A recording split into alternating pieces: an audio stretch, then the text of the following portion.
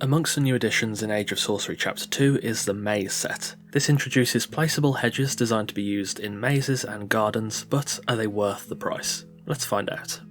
So firstly, the Maze set is available in the Bazaar as of the date of writing, which is the 8th of December, but if it's not available when you're watching, it will eventually come back around.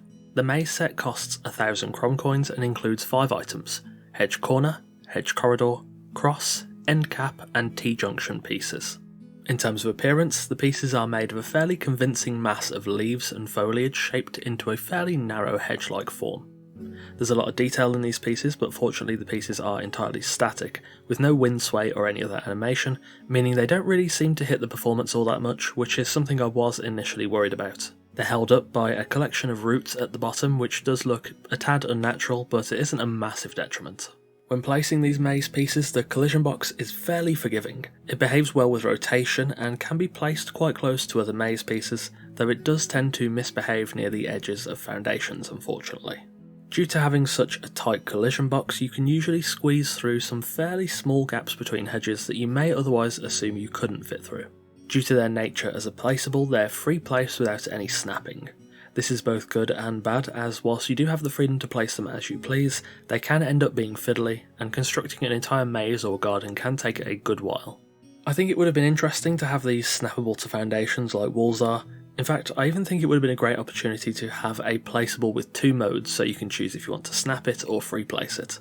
That's not been done before in my knowledge, so I'm not sure how feasible it is, but it would be a nice option for players that struggle with the sometimes fiddly placing. It also seems that the hedges are slightly longer than a single foundation, which makes placement quite irritating at times, as you do just run out of room even if you plan ahead. If you don't run out of room, you're sometimes left with quite awkward small gaps. However, the hedge end piece, which is about half the width of a regular wall, fits nicely into those gaps and is a good tool for closing said gaps. Of course, just because the set is named Maze does not mean you have to just make mazes with these hedges. They work perfectly well as garden hedges and general greenery decorations, and with all the other plant-based placeables in the Battle Pass, and I assume there'll be some in the Bazaar as well, there's a lot more biodiversity you'll be able to include in your builds now. I don't have those placeables unlocked yet, but when I do, I imagine I'll be able to make quite a lavish garden, which is something I've not been able to do before without mods, so that is quite a nice thing to have. So now we've covered all the information about the maze pieces, let's summarise the pros and cons. On the good side of things, the mazes look great, perform well, and you have a decent amount of freedom in the placement and the collision box. If you're not a massive fan of the look of the roots that hold up the hedges, you can usually drop them into the ground by 1 or 2 steps, helping to eliminate the roots and make the hedges look more convincing. However, on the downside, that free place system can make these placeables very time consuming to use, and they don't like being placed near the edges of foundations. This can be a pain in certain circumstances, and building circular mazes or gardens will be even more fiddly, though nothing much can be done about that, it is just the nature of placeables. So to close off and to answer the question you're all here for, is the maze set worth it?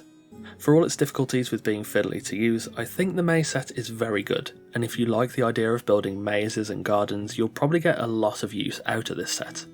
That being said, I do think the price point is a little too high. I think that probably 500 or 600 Crom coins at most would have been the most appropriate pricing.